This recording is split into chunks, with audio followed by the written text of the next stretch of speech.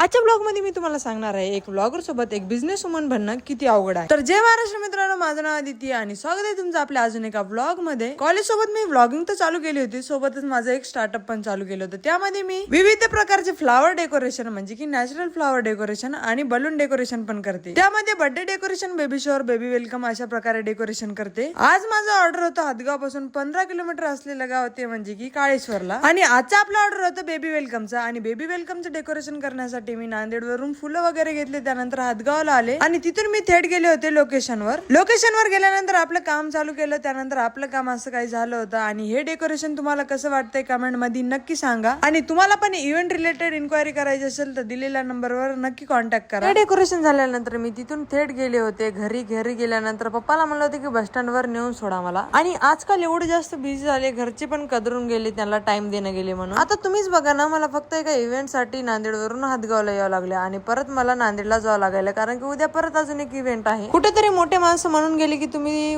वयाच्या 19, 20 आणि 21व्या वर्षी जर तुम्ही काम केलं नाही तर तुम्ही जिंदगीभर बेरोजगार असाल, आणि त्याच बेरोजगारीचा थप्पा माझ्यावर पण लागू नये म्हणून मी सध्या काम करत आहे।